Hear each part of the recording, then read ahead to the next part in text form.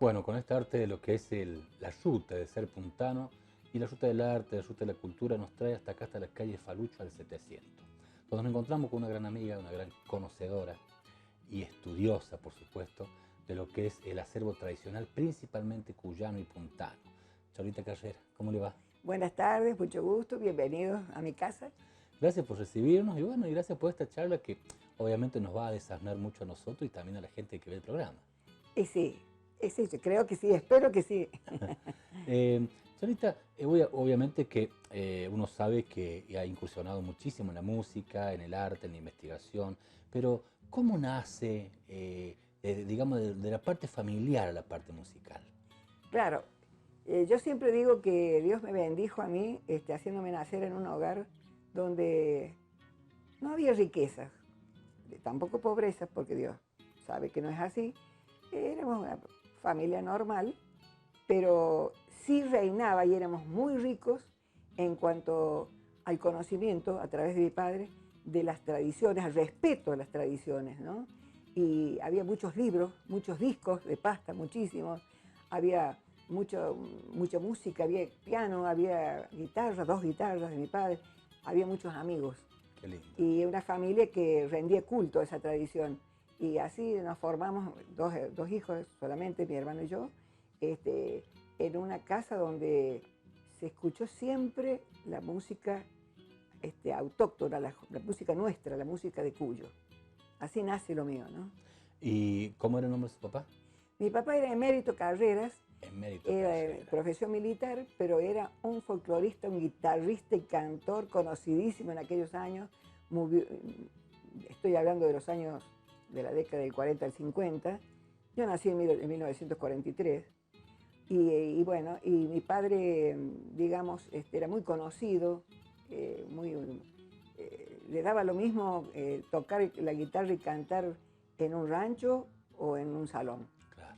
Era un hombre que amaba la música, amaba el folclore. Él era, digamos, oriundo de Valle de Puertas. Ah, bien, Claro, bien. allá tenían un campo grande los padres. Y bueno, y después lo mandaron a estudiar a San Francisco, la primaria, y la secundaria a la escuela normal, que ahora es mixta, Claro, pero con la guitarra siempre, ¿no? Y con la después se guitarra fue a la siempre. carrera militar. Y bueno, y no dejó de cantar hasta morir, que murió muy joven, a los 44 años, ¿no? ¿Y cómo fue el recibimiento cuando usted nació? Ah, eso lo digo, se ha enterado. Eso lo digo en uno de mis libros, La tonada en la provincia de San Luis. Lo comienzo diciendo así, que siempre me contaron, mi madre, que fue la que realmente se hizo cargo de nosotros tan chicos, ya huérfanos de padre, ¿no? Siempre me dijo que cuando nací, que en aquel tiempo se nacía en la casa, En la casa. con una partera. Y nací ahí, en la calle Belgrano. Y bueno, era un día muy caluroso de febrero y a la tardecita, y cuando se aquietó todo el movimiento, el ajetreo del parto, y yo descansaba en el pecho de mi madre, no sé, alimentándome o durmiendo, mi padre entró a la habitación con una guitarra, se sentó a los pies de la cama y nos dedicó una tonada. Qué lindo, Y ¿no? así empieza mi vida con la tonada. Y ahí empieza todo esto, Sí, ¿no? sí, sí, sí. Siempre amando la música. Mi papá se dio cuenta de que yo tenía oído musical, me compró un pianito chiquito, de esos pianitos que tienen 8 teclas, Claro. y que las teclas negras están pintadas, no, Ah, no, no es tecla, o sea que claro, no claro. tenía el semitono, Era digamos, dibujo nomás. eran las que sonaban en las blancas nada Claro. más. Y bueno, mi papá se derritió, casi se larga a llorar cuando ve que un día saqué la rorró. Entonces, bueno, y dijo, no, hay que hacerle estudiar. Y bueno, me llevó a los 6 años al mejor profesor que había aquí en San Luis, un profesor magnífico, alemán él, el profesor Müller. El conservatorio estaba ahí en la segunda cuadra de la peatonal, donde hay una casa así estilo europeo, ¿no? Sí, Ahí en sí. la segunda parte de la peatonal. Bueno, y yo creía que en esa casa, que me quedaba cerca de mi hogar, yo me iba ya solita, en aquel San Luis que no había peligro y pocos Exactamente. coches. Entonces yo veía y yo creía que en esa casa vivía la música. Ah, Pero yo decía, pero en mi casa vive también la música. Y después me empecé a dar cuenta y digo, no, pero vive otra música, porque allá era todo lo clásico. claro. después era, qué sé yo, Chopin, Liszt, Beethoven, qué sé yo, y ahí en mi casa eran Cuya, cueca, cuya. gato y tonadas y lo demás. Y bueno, y samba. Y bueno, ese fue mi gran problema, que tuve que hacer lo que decía el profesor Müller leyendo las partituras, y en mi casa de oído me gustaba muchísimo hacer lo que Claro. hacía mi papá. Y de ahí salió esto. Y volviendo un poquito a lo que era don Carrera, ¿cuál fue el primer conjunto que él tuvo? Claro, yo me tengo que remontar para eso. Mire, me voy a remontar un poquito más atrás y le voy a Sí, dar quizá usted lo sepa. Por allá por los años, antes del año 47, esto lo sé porque, bueno, no me acuerdo tanto, pero yo era muy de andar siempre al lado de mi papá. Era la línea de los ojos de mi papá. Pero, bueno, en ese tiempo, le estoy hablando años antes del 47, la guitarra era medio mal vista, claro. por la gente de la ciudad, del centro. Y cruzar la Plaza Pringles con una guitarra en la mano había que amar mucho la guitarra, porque la gente unía la idea de guitarra con el vino. Claro, era cosa de borracho, Ahí como se está. decía antes. Así se decía, así se decía. Entonces había que tener aliento a vino, a alcohol, para cantar una tonada. Y no siempre era así. Exacto. Porque yo conozco mucha gente que tiene aliento a alcohol y no pueden tolerar arroz con leche. Así que depende, sí, Sí, es también cierto. podría decirle, sería la misma injusticia que se diría, si yo dijera que todos los jugadores de fútbol usan estupefacientes. No es así, no es así. Entonces, bueno, la guitarra fue siempre muy despreciada, digamos, por el centro, y yo considero a los boliches, a lo que estaba en la periferia de la ciudad, que se le decía las orillas, Claro. la guitarra se asiló, le dieron cabida en los boliches. Yo los boliches los considero altares de la tradición, porque ahí los guardaron. Mi papá en el año 1947, tengo todos los papeles, tenían personería jurídica, funda el primer centro nativista que hubo en la provincia, que fue el Centro Nativista Sauces del Chorrillo. Así lo llamaron. Sauces del Chorrillo en homenaje a la samba de Arancibia Rodríguez, el padre de Chocho, ¿no? Sí, sí. Bueno, Sauces del Chorrillo es una de las zambas de él. Bueno, y tuvieron en principio unos 58 simpatizantes, algunos eran folcloristas y otros simpatizantes del folclore, y tenían socios honorarios, como era el gobernador de la provincia en ese momento, Isabel Ortiz, Ezeiza, que les dieron muchísimo auge, apoyo para que esto funcionara. Ellos lograron hacer un centro. Yo tengo una fotografía que realmente es hermosa, donde están todos. ¿Sabe dónde? En el antiguo Teatro San Luis, que ahora hicieron la réplica preciosa, esa que está ahí. Sí, sí, sí. Bueno, el antiguo, ahí se sacan una foto enorme porque el hacen Club un Social, acto. se llama. El Club Social. Bueno, y la tengo esa fotografía. Y hay muchísima gente conocida. Yo me recuerdo de casi todos los nombres, porque se reunían en mi casa. Claro. Bueno, después encontraron otro lugar donde tener una sede. En el 52 estaba en todo su esplendor el conjunto de los Maruchos de Chorrillo. Y bueno, y en enero del 56, muy tempranamente, fallece mi padre y se deshace el conjunto, se deshace el centro de tradicionalistas, se deshizo todo.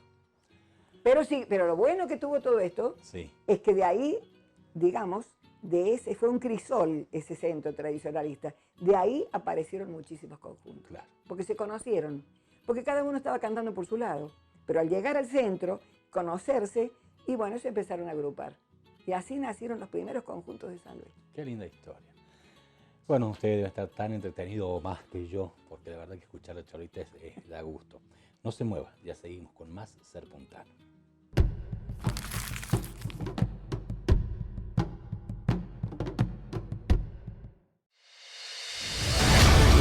Canal 13. Bien nuestro.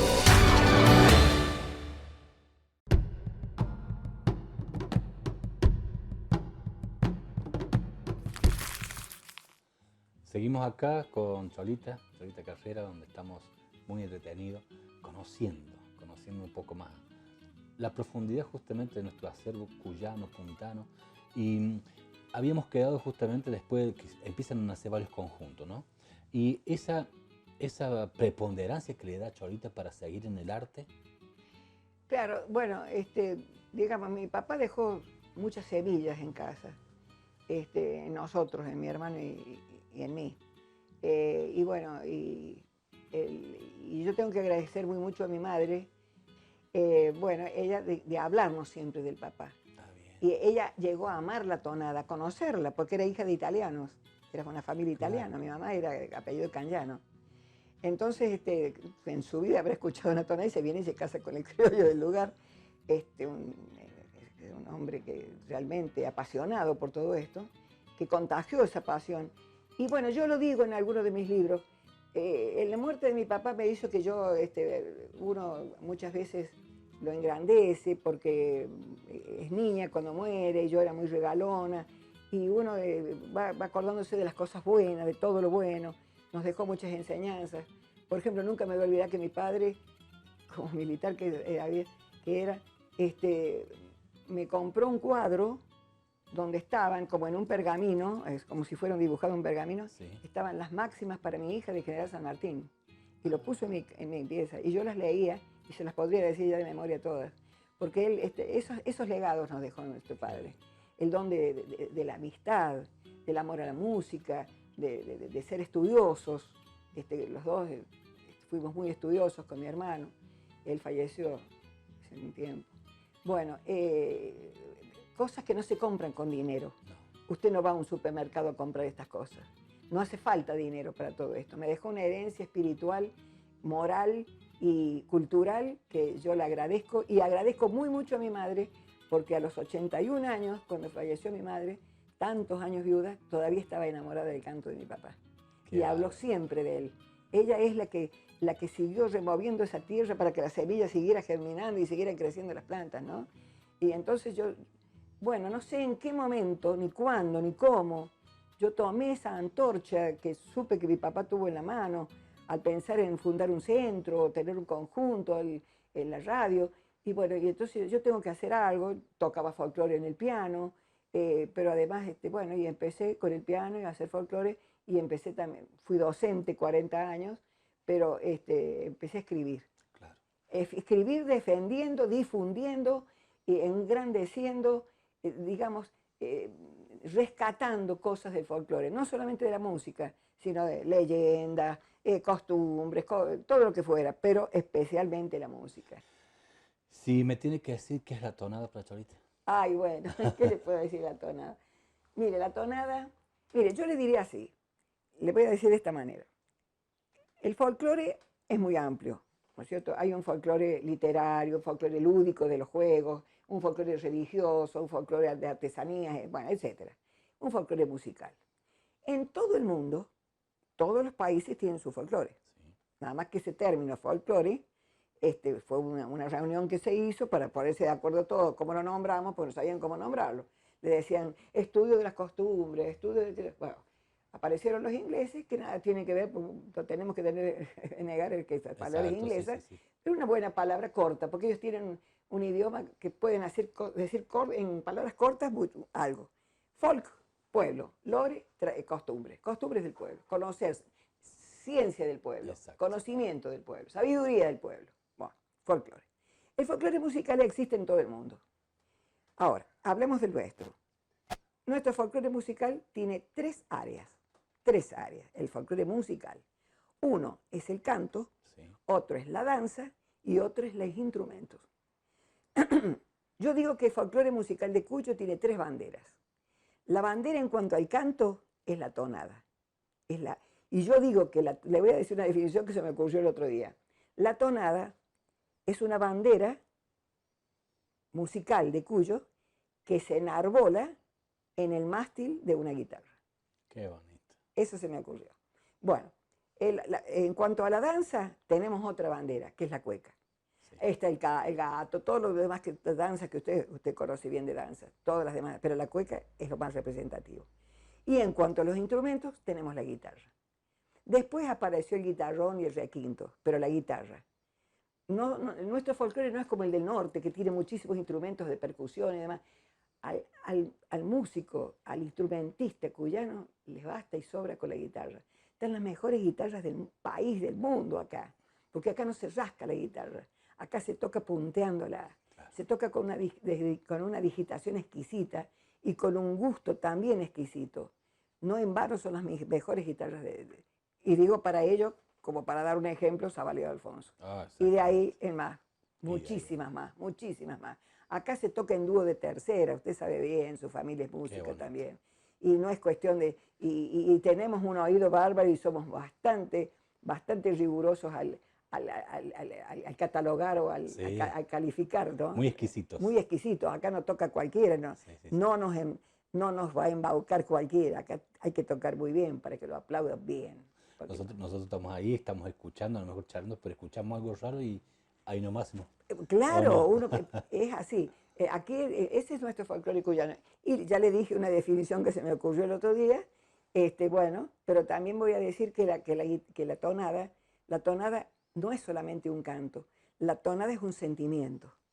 Es decir, es un sentir, porque la tonada no es descriptiva.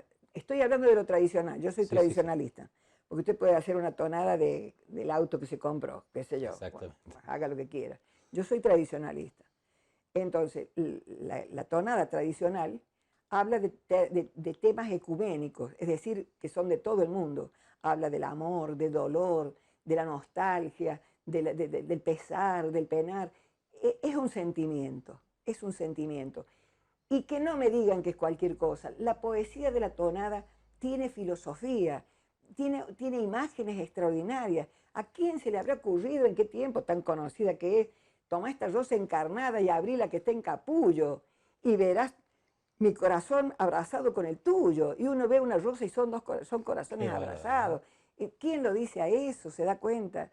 Entonces, la música es exquisita, porque las guitarras no solamente acompañan un ritmo muy especial que tienen con el golpe, tan tan, la guitarra, sino que además los punteos, que nosotros le llamamos punteos, serían los interludios, los preludios y tal, pero son los punteos para nosotros.